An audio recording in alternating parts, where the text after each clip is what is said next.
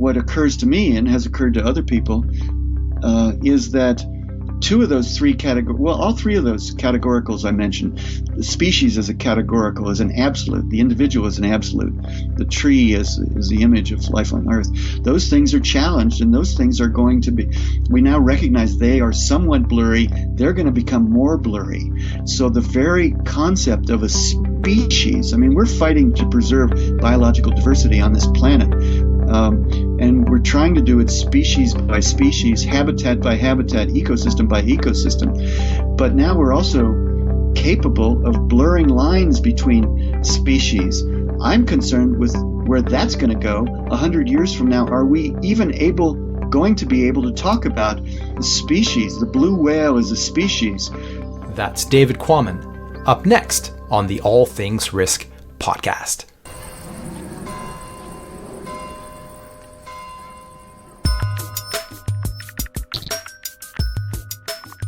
Welcome back to another episode of the All Things Risk podcast. My name is Ben Catania. I'm your host. This is my show. It's great to be back. It's been a couple of weeks, and I hope you are all well. It's been a busy few weeks and will continue to be so for the next couple of months, and hopefully I'll have some announcements as to why, but for the time being, we are going to go to an episode every 3-week schedule. So that's at least for the next couple of months until the end of November, early December, and then we'll go back to our regular frequency. And that is at least one episode every 3 weeks. Hopefully there'll be more, but we'll see just how that goes.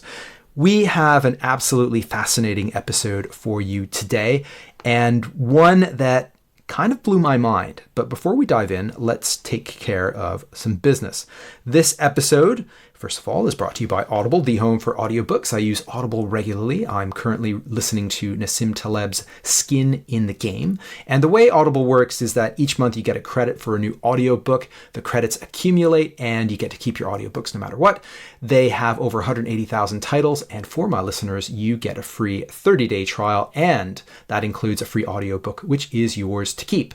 If you're based in the US, go to audibletrial.com/all-things-risk. If you are in the UK, click on the link in the post accompanying this episode. And secondly, if you've recently made a big decision, a big life-changing decision, I'd love to hear from you. I'm collecting a bit of survey information. It takes you about 2 to 3 minutes. There's a link in the show notes for that as well. So with all of that out of the way, let's get into it. As I said just a moment ago, this conversation kind of blew my mind, actually really blew my mind. My guest is science, nature, and travel writer David Quammen. His books have included The Song of the Dodo, The Reluctant Mr Darwin, which describes Charles Darwin's role and attitude towards his theory of natural selection, and It's a Reluctant Attitude, as the title goes. Spillover, which describes emerging diseases and informed shorter work Ebola and The Chimp and the River. He has written hundreds of shorter pieces in the National Geographic, the New York Times, Rolling Stones, The Atlantic, and many others. But the bulk of this episode is about David's latest book, The Tangled Tree, A Radical New History of Life, which explores some of the drastic revisions in the understanding of life's history on Earth. And that's all forced by recent discoveries of genome sequencing and the story of a scientist called Carl Woese. You may have already been introduced to a concept called horizontal gene transfer. And David has this incredible knack in his writing and in his speaking for making science understandable and pleasurable to absorb. And we get into all of that in this discussion. We also talk about pandemics and the people behind science as well. To quote David, science itself, however precise and objective, is a human activity. David joined me from his home in Bozeman, Montana in the United States. You will enjoy this, I'm sure. So let's dive in. Here's David Quammen.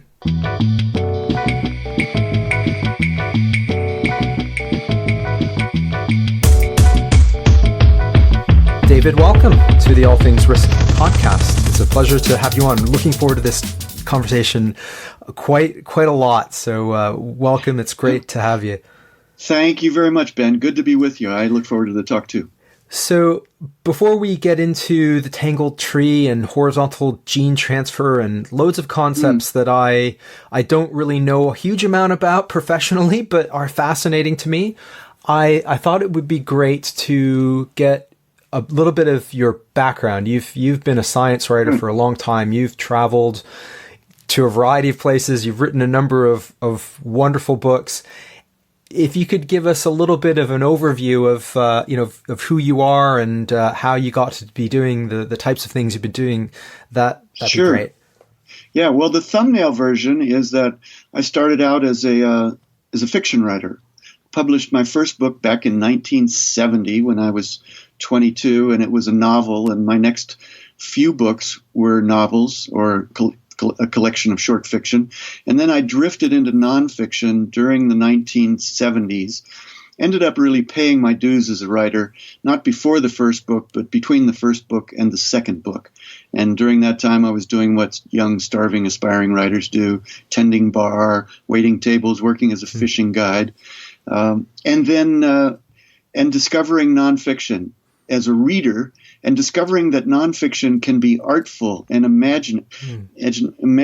And by that, I don't mean creating pseudo-facts, but imaginative in terms of the shaping, the way a mosaic is built using facts. And so I turned into a magazine writer specializing in natural history, evolutionary biology, ecology, conservation, and then eventually not just writing magazine pieces about that, but writing books about it, of which the first was The Song of the Dodo in 1996. It's a long book about evolution and extinction. Did you always have a passion for ecology and biology and conservation and those themes? You know, I always had a passion for the natural world. I wouldn't use those more scientific terms because I really didn't know what science was when I was a kid. But from the age of about 11, at the latest, I was interested in the natural world and I was interested in writing. So it was always those two tracks. And then as it happened, I had some great teachers. I had a lot of wonderful teachers, but I had 3 great teachers, and they were all English teachers during high school, and then one mentor when I was in college. And I think that if those first 2 great teachers had been biology teachers, I might have ended up a biologist. But instead, I ended up an aspiring writer and with an interest in the novel. And then, as I said, during the 70s, I've sort of circled back around and I connected those 2 interests, my interest in the natural world and my interest in writing. And at that point, ecology and evolutionary biology and conservation became sort of a journalistic beat for me. And most of my education in those realms has been self-education, on-the-job training. Isn't that a wonderful and a powerful lesson in how great your teachers are in our lives? Absolutely it is. And that's true, certainly in my case. I mentioned I had these 3 great teachers. 2 of them were Jesuits, one Jesuit seminarian and one Jesuit priest. I went to a Jesuit high school in Cincinnati and came across these 2 fellows. And then when I was in college at Yale University, I came under the wing of a wonderful writer and teacher named Robert Penn Warren, multiple Pulitzer Prize winner for poetry and for his novel All the King's Men. And he became my mentor in the fullest sense and helped me become a writer. That's a wonderful background, and it covers many paths, and I think the most interesting people in the world have non-linear backgrounds as well. So things jump around, and I think we need more polymaths in this world. So people that like you can, you have an expertise in science and the natural worlds that you've picked up along the way, but you also have this craft of writing. And I remember when I was thinking about majors in university, and maybe communication would be one. And I remember speaking to a communications prof, and he said, "Well, what are you going to communicate about, though?" So That was a good point. Yeah. Yes, and I absolutely agree with you that we need polymaths. It's great to aspire to being one. I think that with me, I mentioned Robert Penn Warren, this third grade teacher, mentor, and one of the things that he showed me, he never taught me this in terms of explicitly saying it to me, but he showed me that a writer doesn't have to be just one kind of writer. As I mentioned, he won a Pulitzer Prize for fiction. He won, I think, 2 Pulitzers for poetry, and yet he also wrote social commentary. He wrote social history. So with his example, I could see that you don't have to be just one kind of writer. That's very true. Very true. Okay, that really useful stuff, and I think we'll get back to some of this because I wanted to talk to you a little bit about some of the individuals that you discuss in your latest book, The Tangled Tree, and about science and the human side of science. And I love this quote that you have that science is a fundamentally human activity, which is it's very, very true. And or maybe we can talk a little bit about that now. Absolutely. That, I've always wondered about science. One of the things I've always wondered about science is, where does the hypothesis come from? And it comes from, I suppose, different places, but it's shaped by the lives and the environments that scientists would have. That's right, absolutely. And it's not just hypothesis testing, the classic Popperian model of science. Sometimes it's getting your feet dirty, field work, gathering information before you have a hypothesis, although it's easier to be economical about what data you gather if you do have a hypothesis. But for instance, when Charles Darwin went on the voyage of the Beagle and spent 4 years, 9 months, and 5 days with this crew of British seamen circling the globe, he went off on that journey without a hypothesis. He was very interested in geology in particular, in beetles, and in natural history generally, including biology.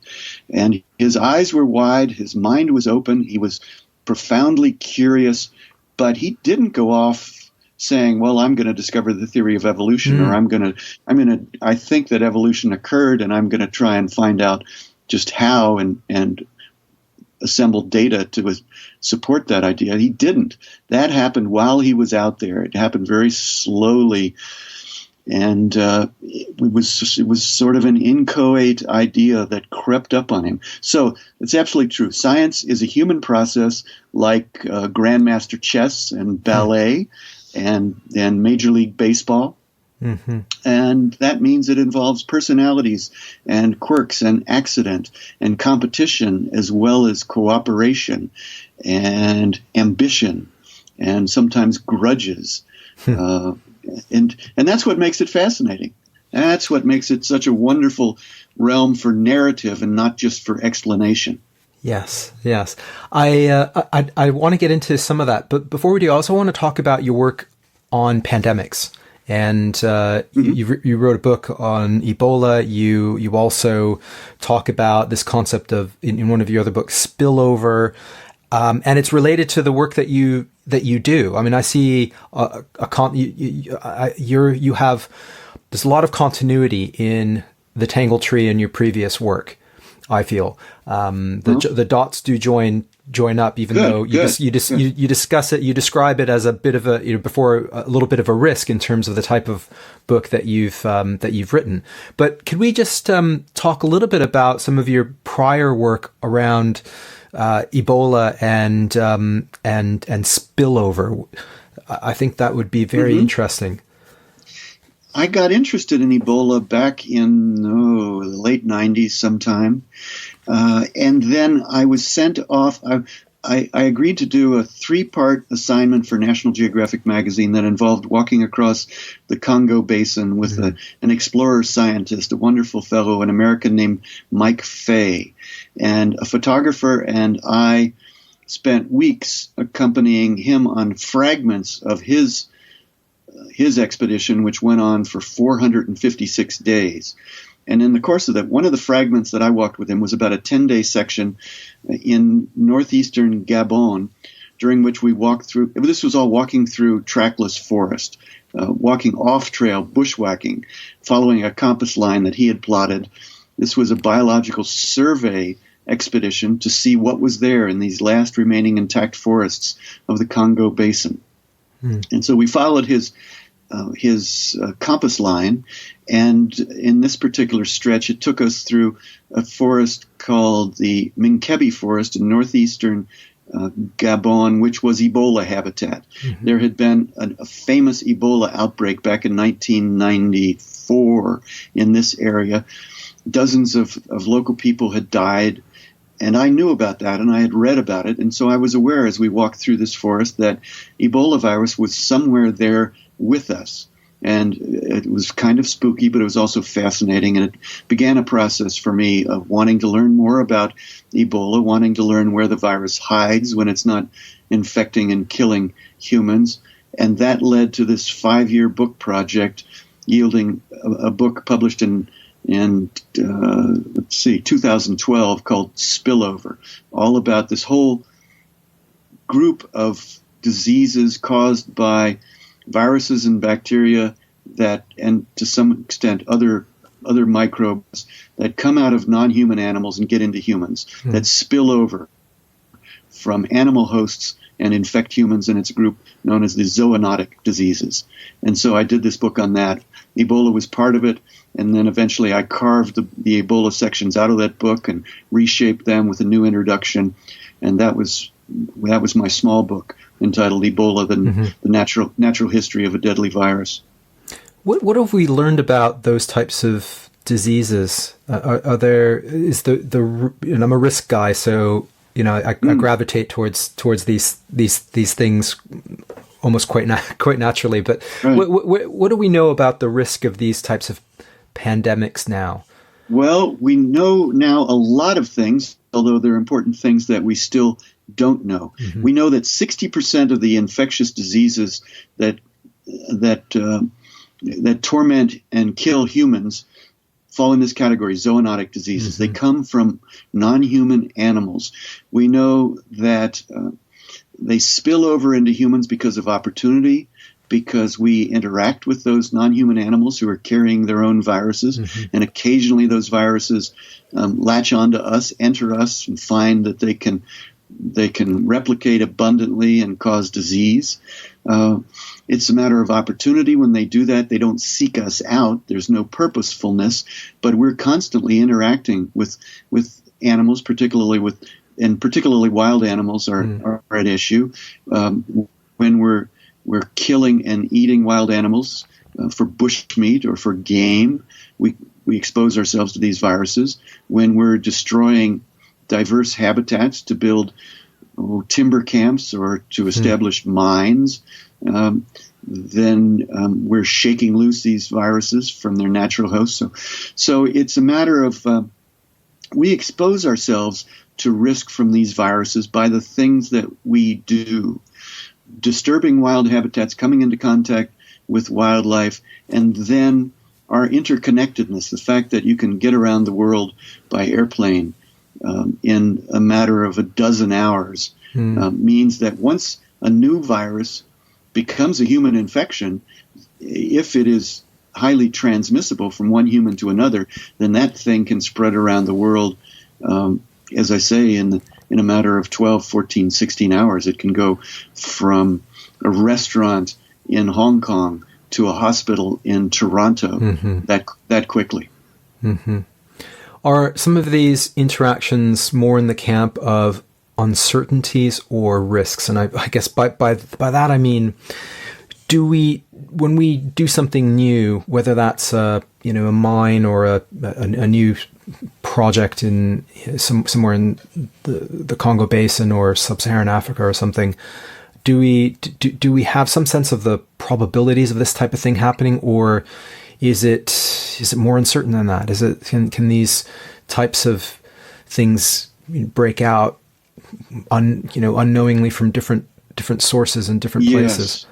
There is a lot of uncertainty, absolutely, and that's an interesting distinction that I hadn't really thought much about. Implicitly, I dealt with it in the book, but explicitly, the distinction between uncertainty and risk is a high degree of uncertainty. We never know what the next virus will be, where it will come from, and yet we can, to some extent, calibrate the risk based on what we're doing. If we're interacting with a lot of wild animals, there is risk. If we're interacting with certain wild animals, certain kinds of wild animals, there may be more risk.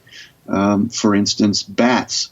Well, let me back up and introduce one term, and that is reservoir host. The reservoir host is the creature, the species, or a group of species in which one of these pathogens, one of these viruses or dangerous bacteria live inconspicuously, without causing symptoms generally, and over long periods of time. And then spillover is when that pathogen, that virus, goes from its reservoir host into its first human victim.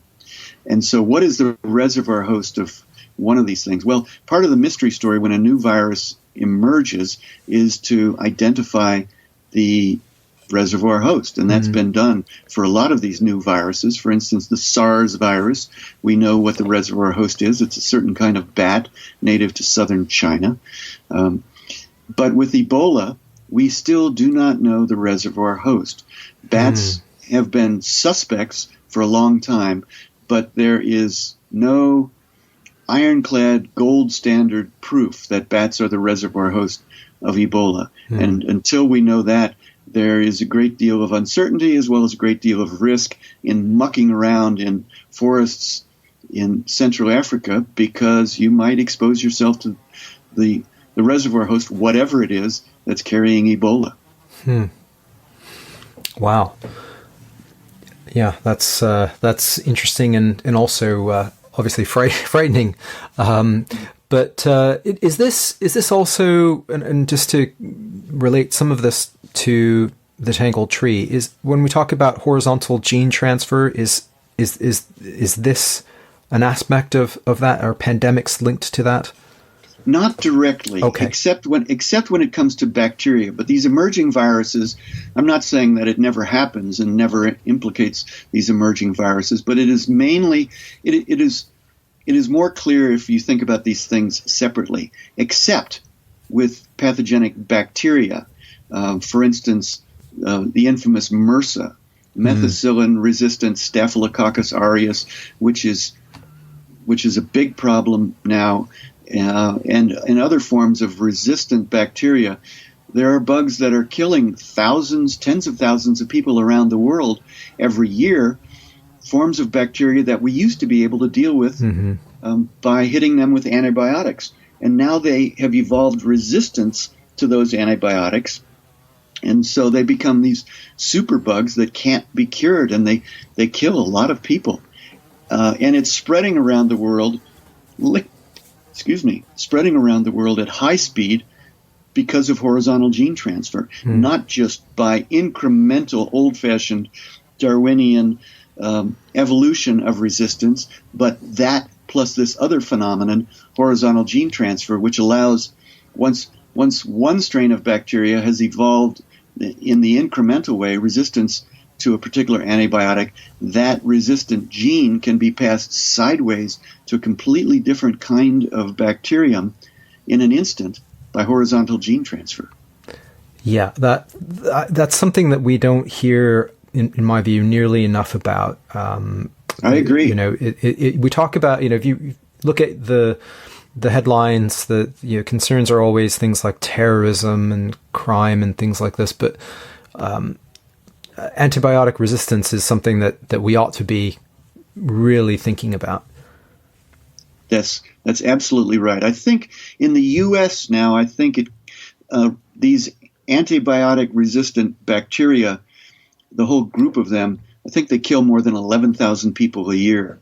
So then, an Ebola outbreak happens, and the great Ebola outbreak of 2014 killed about 11,000 people, mostly in West Africa, those three affected countries. And it got to the U.S., and it killed think the final count was one person in the U.S. and infected a few other people, and media and others in the U.S. went crazy with alarm, with fear over this. You know this well as a risk person, that the emotional response to different kinds of risk does not necessarily track the objective scale of that risk. That's probably an old truth in your field, but it's absolutely true in this context as well. Yes, yeah, it is absolutely true, and the number of biases that I don't want to get into now, but we've covered off in different that I've covered off in different episodes, but also in the work that I do. But one of them is recency bias, that we attribute a higher likelihood to a big catastrophic event that's recently happened as opposed to lots of other things. Right.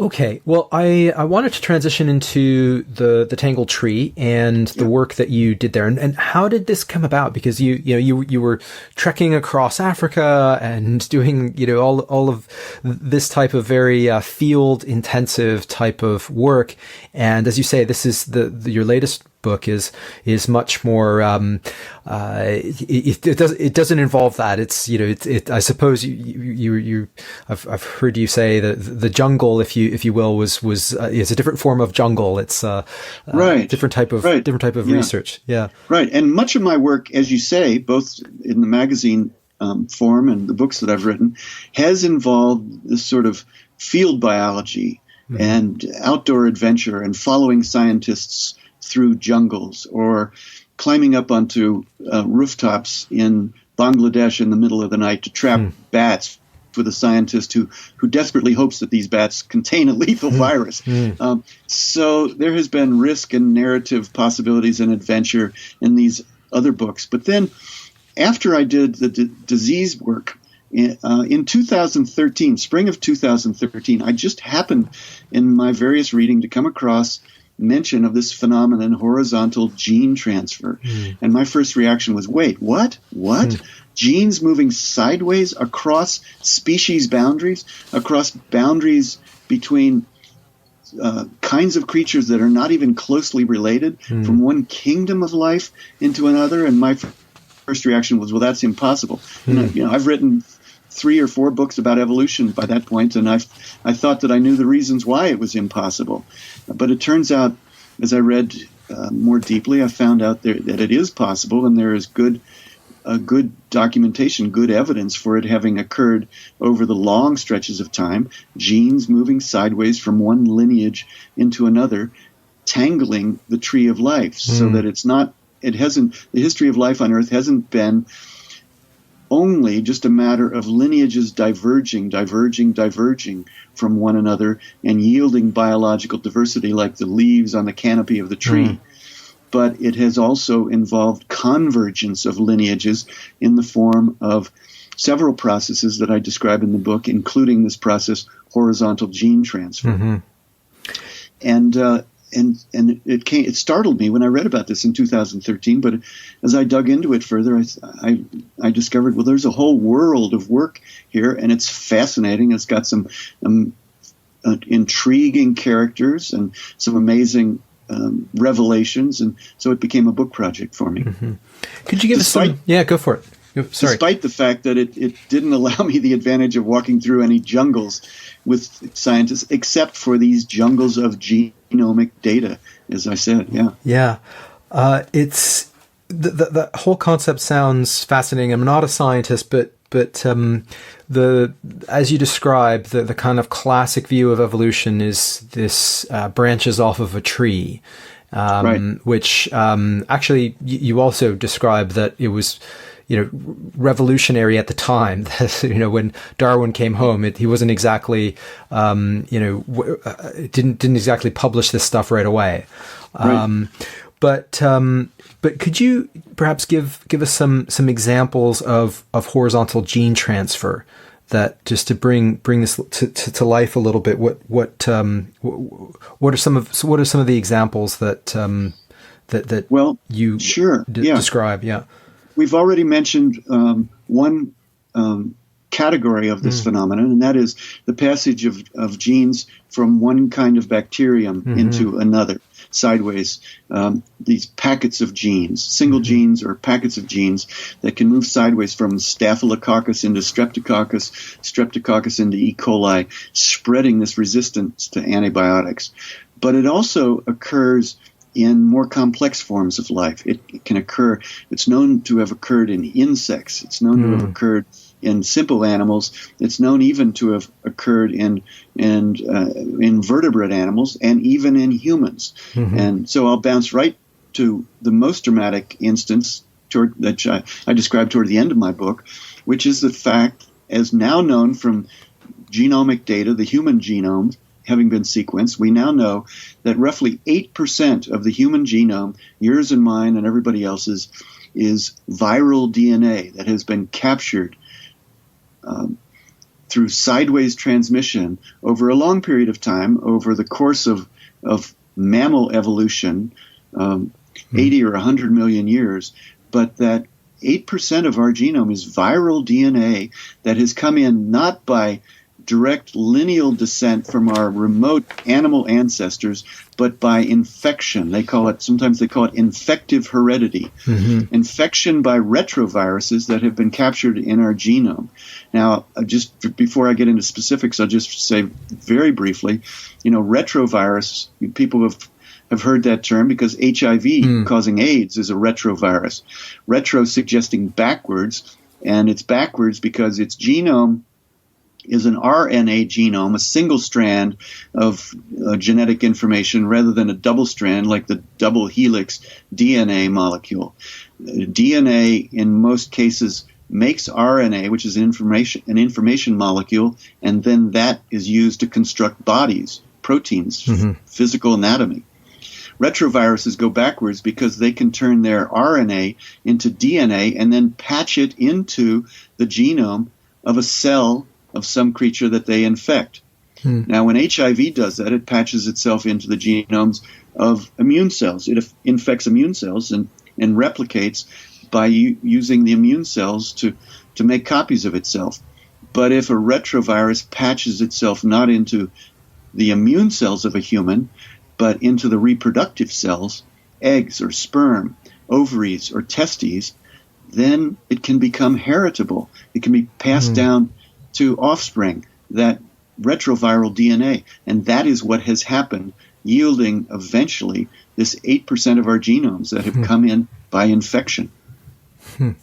And relatively, I'm going to kind of butcher this question because I'm not a biologist or a scientist, but if we think about the kind of classical, and what you're saying is not that the sort of tree of life format of evolution is you're saying that it still exists for the vast majority of mutations and adaptations and so forth. But if we were to think about infective hereditary changes to our genome, how much more quickly would that type of evolutionary change happen versus the more classical forms of evolutionary change? I don't know if this makes I don't know if I phrase that in the right way, but no, that's not a butchered question. Okay. That's a good, totally coherent question. Okay, for which there is an answer. This form is much quicker. The old view of evolution, and Charles Darwin even quoted this old Latin adage, natura non facit saltum. Nature does not make leaps.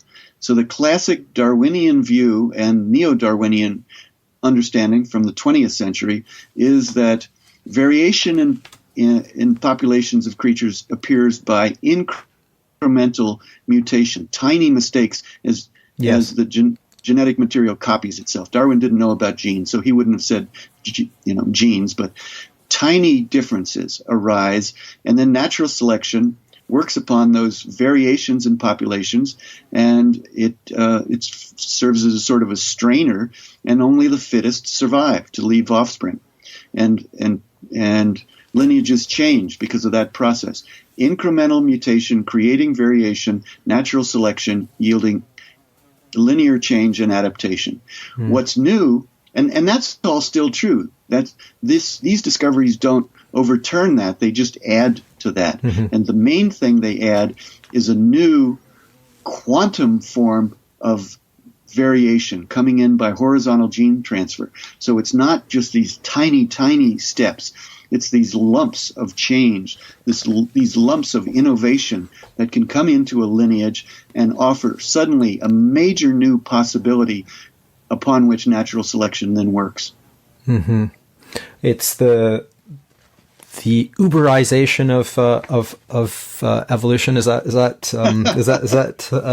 make any sense? I'll leave that to be your metaphor. Right. Okay. But people can imagine. Your listeners can imagine the tree of life. The scientists would say the tree signal is still there. The tree-ishness of the history of life is still there as a very good first take generalization. But what has been added is the understanding that it's not just a matter of diverging limbs and diverging branches, ever diverging away from one another. It's also convergence.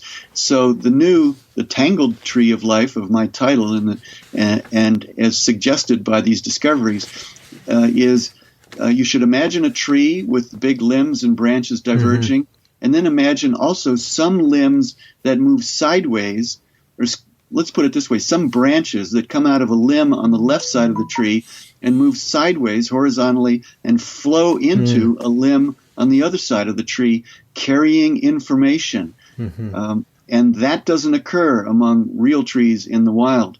But that's the modification, that's the entanglement that has been added by this whole field of discoveries I describe in the book.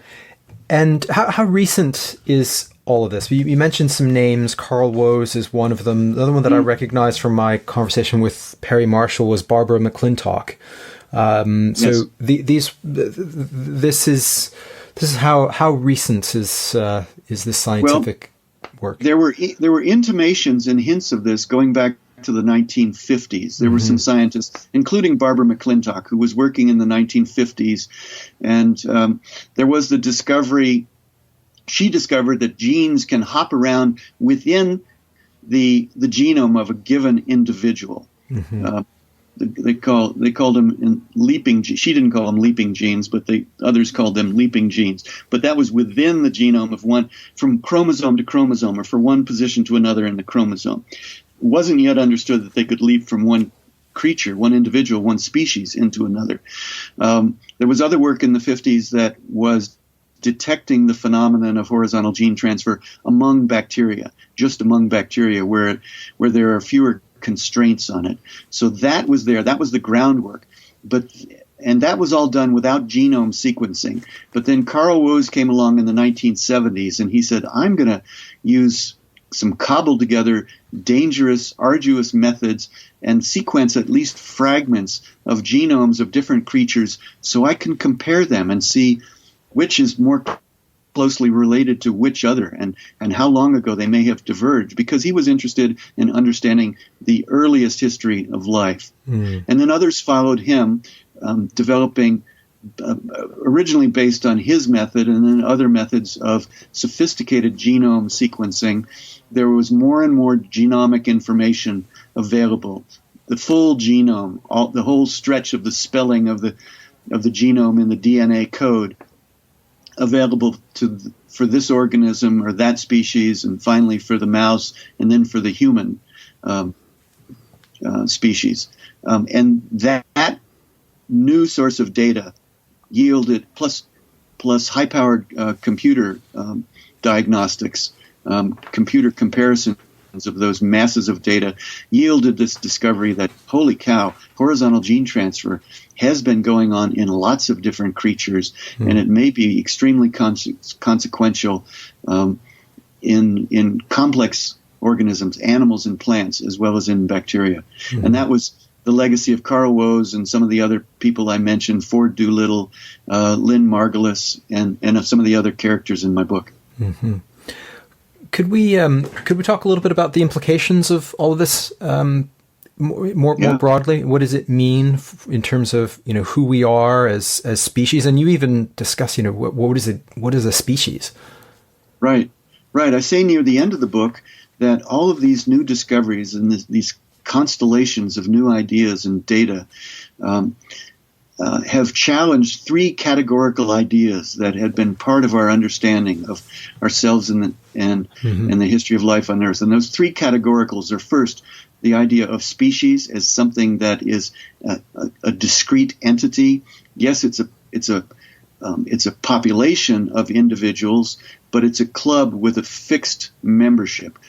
A species is a discrete and unitary entity. Secondly, the idea of an individual also as a discrete, unitary entity. There's an individual named Charles Robert Darwin. There's an individual dog that lives in your house. And thirdly, the tree as the image of the history of life on Earth, the tree of life as an evolutionary model. So there are these three ideas that have been treated as categorical absolutes. The species, the individual, and the tree. And we now understand from these discoveries that all three of those categoricals are wrong. They're not entirely wrong, but they're wrong if they're taken as absolutes, as categoricals. The truth is much more tangled and complicated.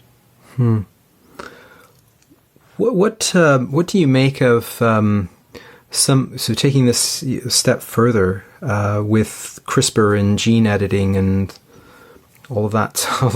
What is that? How does this relate back to that? Maybe does this mean that we can make we can actually engineer some dramatic shifts into evolution somehow? Well, we know from the CRISPR technology, which I discuss near the end of the book, this new method of gene editing, which is more accurate, more reliable, quicker, and cheaper than any other form of gene editing, genetic modification that we've seen before. We know that amazing things can be done, both good things and scary things, morally complicated things can be done with CRISPR and will be done soon, no doubt, including the correction of congenital diseases in the fetus, including a human fetus, an early human fetus. Nobody can argue with that. That sounds wonderfully beneficial, but also the possibility of designer babies, not just correction of mutations that would cause misery and disease in the life of a child, but improvements that wealthy, affluent parents might seek. I don't want my child just to be healthy and free of congenital disease. I want her to be smarter than the other babies that are born and with more musical or athletic ability or things like that. Now that's on the horizon, but it's not that distant a horizon. Those are going to involve a lot of important moral and ethical conversations in our communities as to whether everything that can be done should be done. But one implication of this whole story of horizontal gene transfer upon that conversation is that if we're aware of these things that I describe in the book, you may say, well, I have problems with the ethics of genetic modification and the possible ecological implications of turning loose genetically modified organisms. But you can't say that it's unnatural, because in fact nature has been doing it, moving genes from one kind of creature into another for 3.5 billion years.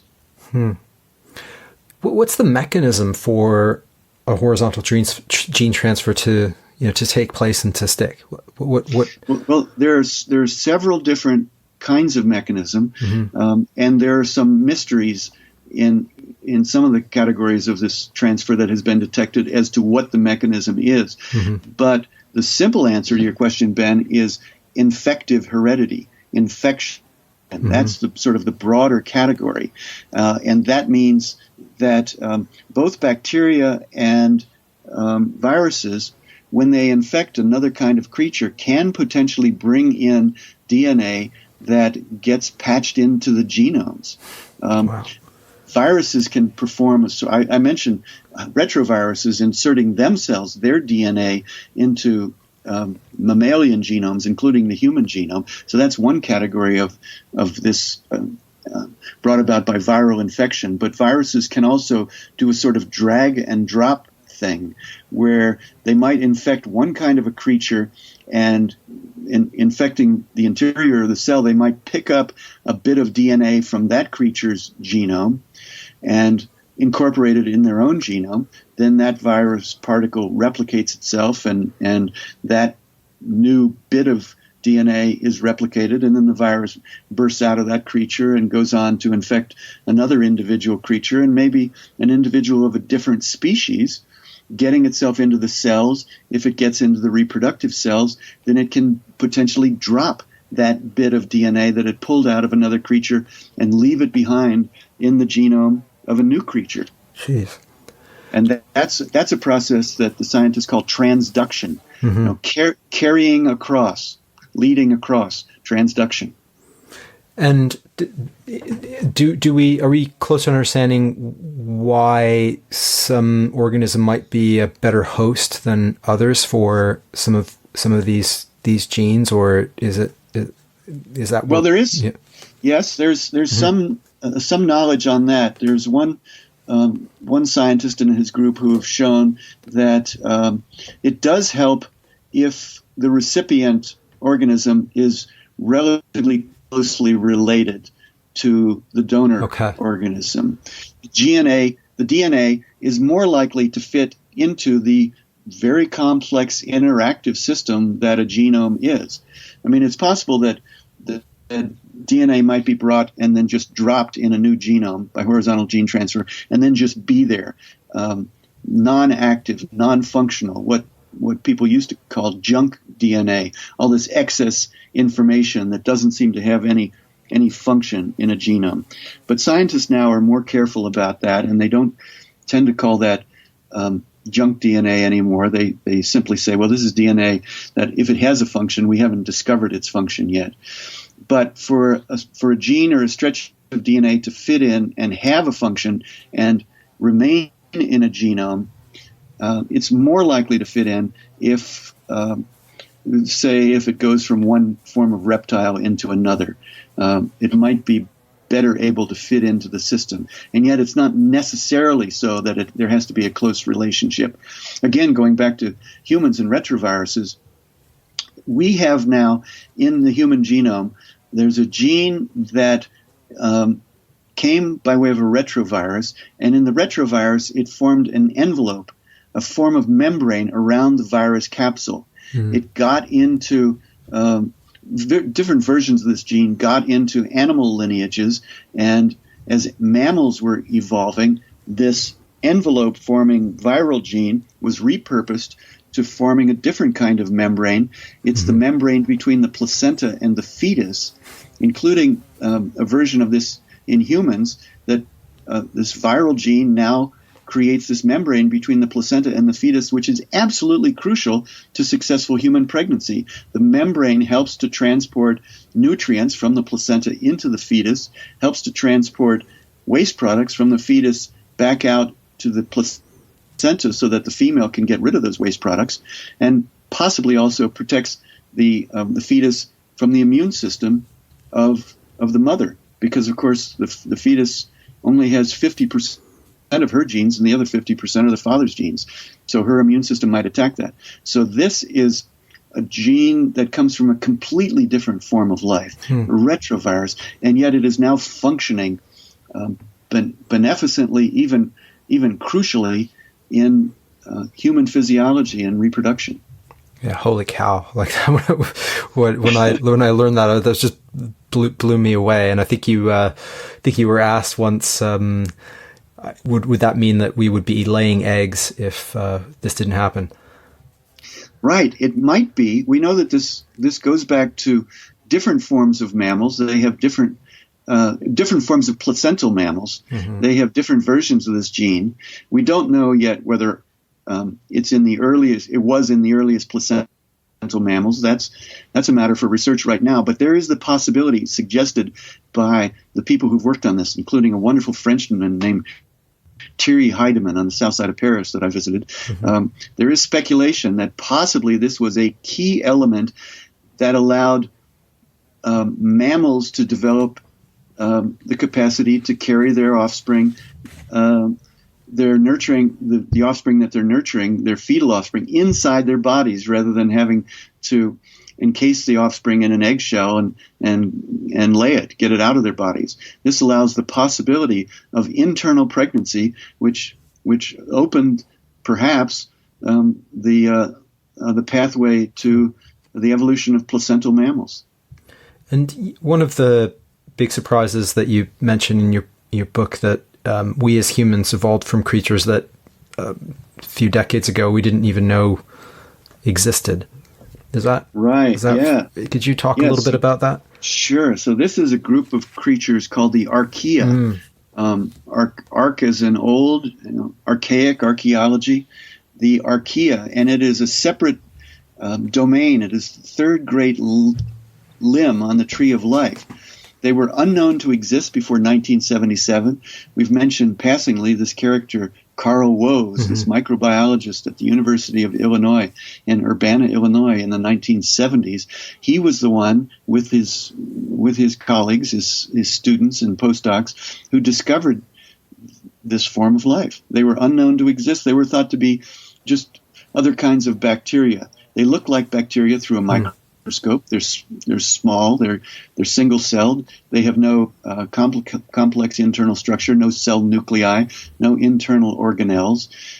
So through a microscope or an electron microscope, these things look like bacteria, and they had been taken for bacteria.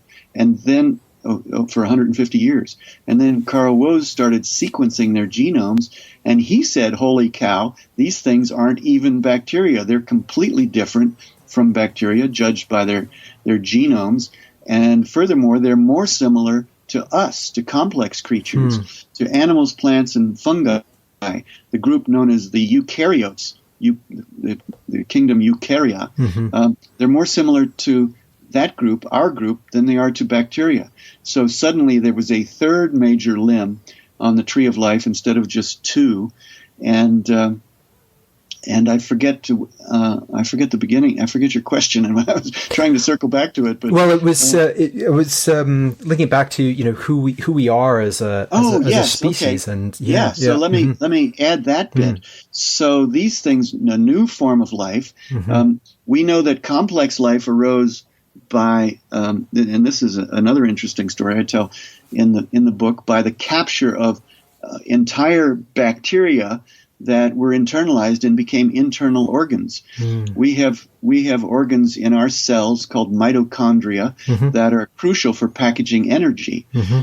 There was a scientist named Lynn Margulis who revived a theory in the 1960s that these mitochondria are the descendants of captured bacteria that have become internalized in host cells that have become our complex cells. And that theory was confirmed by genome sequencing in the tradition of Carl Woese. So we know that Lynn Margulis was right about that. She was working from visual information microscopy, but genome sequencing confirmed that theory. So then another question is, well, if these complex cells arose by capturing bacteria and turning them into internal organs, what were the host creatures that captured those bacteria? And those had always thought to be other bacteria, but now new work just in the last 2 or 3 years suggests that the host cells from which we are descended were archaea and not bacteria. So that our deepest ancestors, 3.5 billion, maybe 3.8 billion years ago, the lineage that led to us is this group, archaea, that was completely unknown to exist before 1977. Wow. That's amazing. That's just blows me away. Well, that's how I felt when I was researching this book. I was saying, "Oh my God, what? Holy cow!" Yeah. Yeah. What are some of the other surprises that you uncovered? Things that blew you away in researching and writing this book? Well, I mentioned this idea of captured bacteria. Mm-hmm. That was one of them, and I had heard about this idea.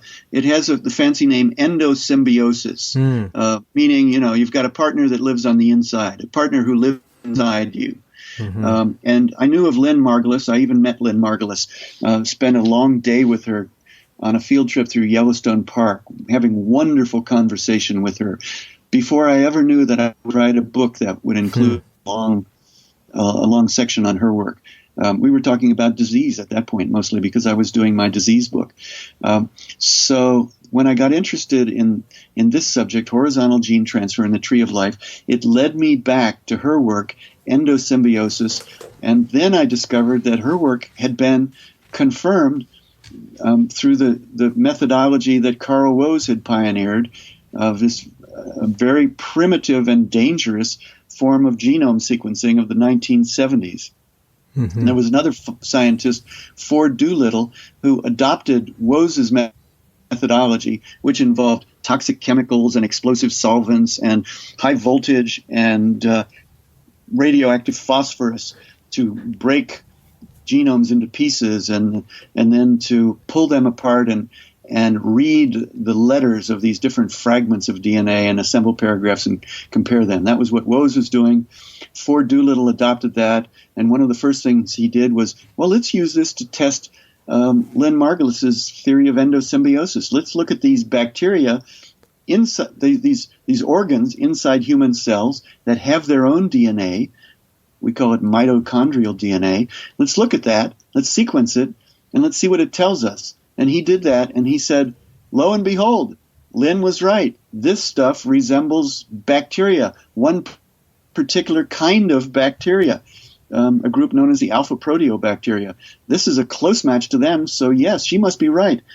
Our cells evolved by capturing alpha proteobacteria billions of years ago and turning it into internal organs. Jeez, wow.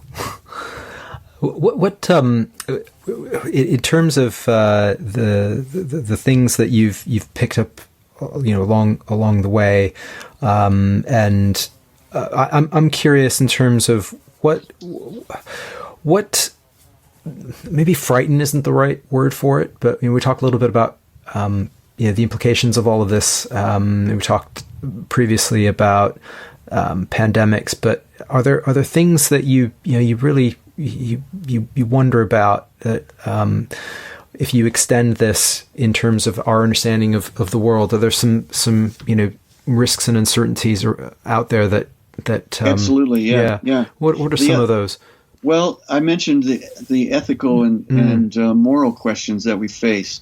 Now that we know two things, we know that that movement of genes from one kind of creature into another is a natural phenomenon that has been going on in the past and probably has had big implications, big consequences in evolutionary history.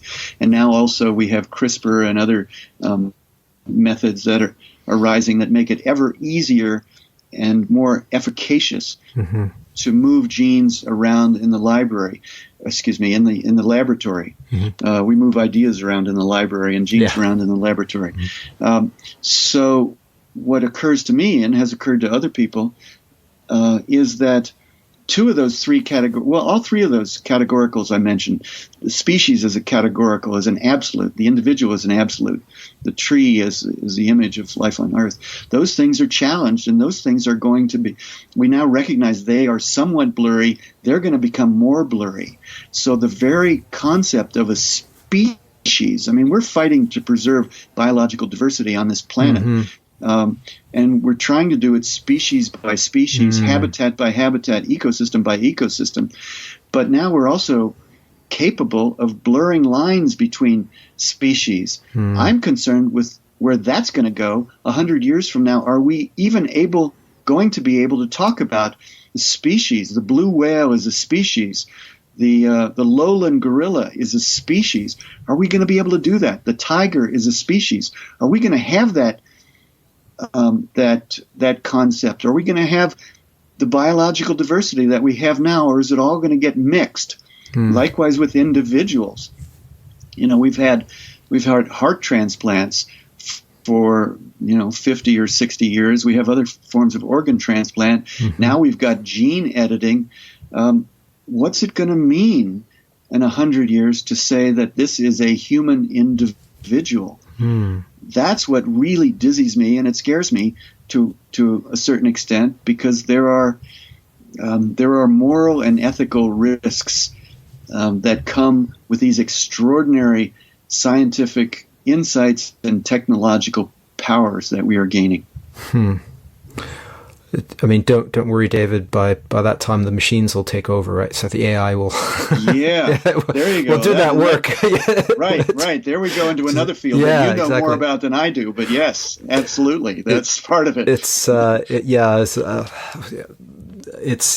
said this before, but it's going to get weird. Things are going to get really weird. I'm sure you're right, and it's going to be blurring not just of the lines between species and the lines around individuals, but the lines between life and non-life, lines between living creature and machine, as you've just suggested. That's going to be blurring too, right, Ben? Absolutely, yeah. And we don't know what that's going to. I mean, there's more uncertainties than certainties, certainly. That was either profoundly philosophical or just pretty banal, but it's super fascinating. I did want to touch on some of the individuals that you that you chronicle and that you've met. Before that, I don't know if you if this relates to anything specific in your book, but I did have some questions over, or a question over the DNA of the octopus. If you know anything about that and how that relates to any of the work that you've done. I don't. I just did a conversation on stage with a wonderful science writer colleague of mine named Cy Montgomery, and she has recently written a book on the octopus. I think the science, natural history of the octopus. I haven't yet read it, but I will. But tell me, no, I don't know. No, I don't know very much about it either. I was other than it's very different from anything else on Earth. And I believe that. I believe you should get Cy Montgomery to talk with you. I'll definitely try. So that's a very good suggestion. Okay. As I said, I did want to talk a little bit about some of the individuals that you've that we've mentioned, and some of them, Carl Woese, you describe, he turned into a bit of a recluse later in life. Barbara Mcclintock, her work was recognized much later in her life. And conversely, Charles Darwin was quite a, he almost didn't want to be this the father of the theory of evolution. He was more straight-laced, and I'm curious. You've spoken to a lot of scientists. Do those who come up with very interesting ideas, are they a little bit different from other scientists? Oh, they are. Yeah, they are. And you suggested an interesting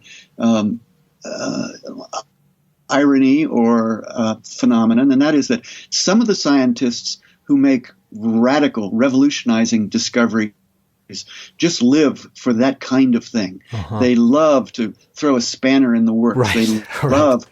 They love controversy. They love to be radical and shocking. Yes. And Lynn Margulis was wonderful that way. She had lots of really edgy ideas and embraced some risky theories and was proven right about some, and history seems to have proved her wrong about others. But she loved the ferment of that. And Carl Woese was that way to some degree. As you mentioned, he was very solitary. He was kind of crotchety. He could be a wonderful, charming, supportive human being, and he could be a real bear. And that's one of the things that I loved about him and made me put him as my central character in the book, that he was complex. Darwin, on the other hand, I've written a short biography of Darwin that's titled The Reluctant Mr. Darwin, and as you suggest, he was reluctant to make waves.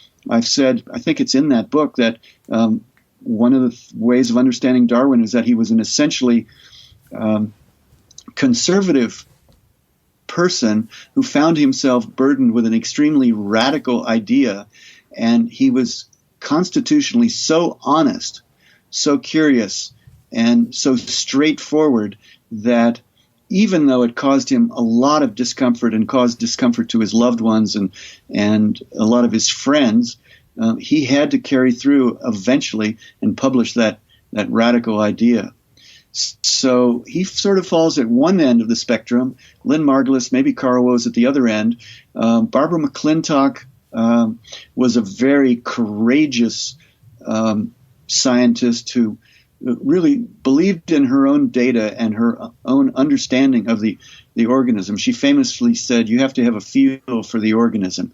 In her case, that was corn, maize, and that was her experimental model. And she studied the genomes of maize for 40, 50 years and got a Nobel Prize late in life. But she did her work very quietly, very soberly. She didn't publicize herself. She just wanted to understand the implications of what she was seeing in the different colored kernels on an ear of corn. And so she was of the quiet revolutionary type. Isn't that interesting?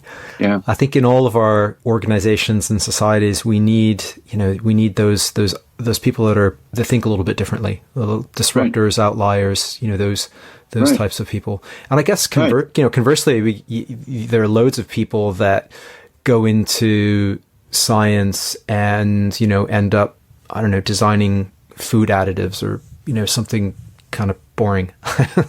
That's right. Yeah, and there are only a few people. Woese is part of a rare group that are just so deeply curious about the big questions. What is the shape of the early history of life? Where have we come from? That he criticized molecular biology late in his life in one of his crotchety sort of overview, more philosophical articles. He criticized molecular biology for having turned into what he called an engineering discipline. And what he meant by that was that it was concerned with practical questions like, just minor things like human health. And he was much more interested in, what happened 3.5 billion years ago. Now, both those things are obviously important and necessary, but Woese, crotchety as he was, said, molecular biology, it shouldn't be just an engineering discipline. It should answer the big, deep, ancient questions. Yeah, well, we need people like that in this world. Yes. And yes. There aren't. I suppose in some sense there will always be people like that. But going back to when we started, we also need more polymaths and people that can kind of join those dots between different disciplines. Otherwise, everything becomes hyper specialized in monoculture. That's right. We covered a lot. Was there anything else around the Tangled Tree that you wanted to mention that we didn't get a chance to mention? Well, we mentioned this, but I guess the only thing I would add is that going back to sort of where we started, science is a human process, a human activity, and so this is a book of amazing discoveries. A radical new history of life, as my subtitle says. It's not my radical new history. It's the radical new history that was patched together by Carl Woese and Ford Doolittle and Lynn Margulis and others. So it's filled with deep questions and boggling discoveries, but it's also filled with, I hope, with humanity, with the stories of these individual people. It's a narrative. A line that I follow from Darwin through Margulis and Woese to work that's being done now by Thierry Heidemann and others. It's one long story that has some amazing characters, and that I hope will cause people to want to turn the page to find out what's going to happen next. It's fascinating. I mean, if this conversation is anything to go by, I'm sure my listeners will be very interested in the book. I did want to, well, before we kind of get off that the topic and wrap up, I did want to. You mentioned that you felt that doing this book was a bit of a risk on your part. Is that because you wanted to do it justice? It was a slightly different way of writing a book. What was it that?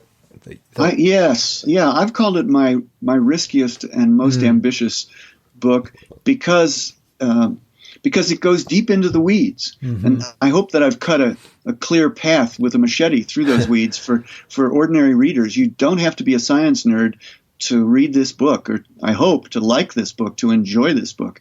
But it was risky because the science is so complex and so counterintuitive that it's kind of, it would seem to be hard to get your head around it, and it would seem perhaps to be daunting for ordinary readers. So that's why I consider it risky and ambitious. But I've been gratified so far at the responses to it. People saying, "Hey, this son of a gun, this is a good read." For the love of God, I hope so. So that's what I mean by that, risky. On one level, it's a history of molecular phylogenetics in the 20th century. Right. That doesn't roll off the tongue. And that doesn't sound like an elevator pitch. Yeah. That doesn't sound like a model for commercial success. But it's been on the bestseller list, and it's been well received by people so far. So I'm feeling, and my publisher is feeling at this point, with a very provisional sigh of relief and encouragement, that it's been a risk worth taking. Yeah, that's fabulous. Speaking of which, what are your next projects? What do you have on the horizon? What would you like to do? Well, I work a lot for National Geographic magazine, and I have a 5-story project going with them. They want me to write a series of 5 stories under the rubric "The Last Wild Places of Planet Earth."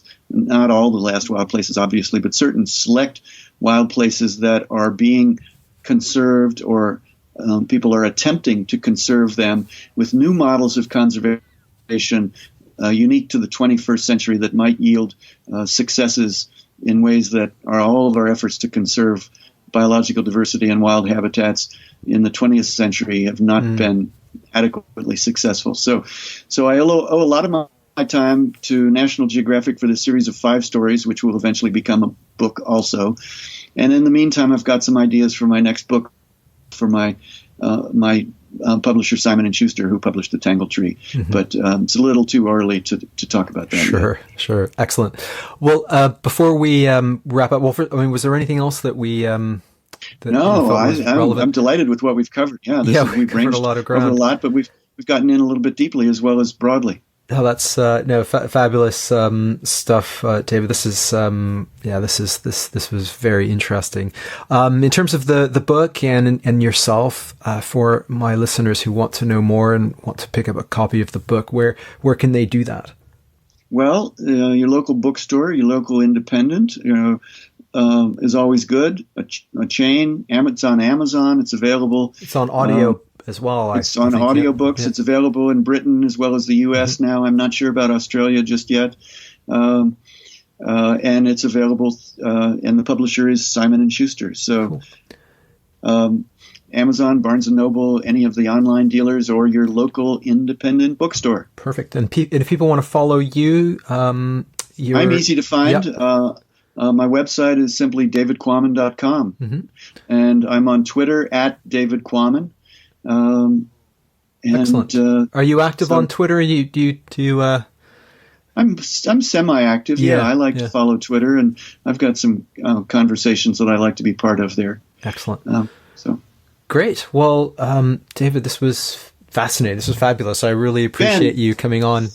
Thank you so much. I'm so glad for the chance to talk to you. I've enjoyed it too. Thank you very much. And, Okay. let's stay connected and, be great to connect further and maybe have you back on for your next project or to bring you on. And I've been thinking about kind of a panel discussion, but I'm not quite sure how to do that yet, or if and when and how and so forth. But sounds good to me. So, I'd be happy to. Thank you very much. You're very welcome. Thank you, Ben. All right. Bye for now. Ciao. I hope you all found that as fascinating as I did. David's latest book, once again, is The Tangled Tree, A Radical New History of Life on Earth. Check it out. Links are in the show notes. You can even pick up an audio version with a free trial of Audible. So links for that are also in the show notes. And a reminder, if you've recently made a big decision, I want to hear from you. I've created a short survey. Links are also in the show notes. Or you can just drop me a note, allthingsrisk@gmail.com, and tell me what you think about the show, some recommendations you might have for guests or anything related to risk and uncertainty. Would love to hear from you. And I say this every episode, but if you have not yet subscribed, please do so. allthingsrisk.co.uk, that's .co.uk is the best place to find all the ways in which you can do that. We will be back in 3 weeks at the latest. Until then, and as always, don't forget, risk is life.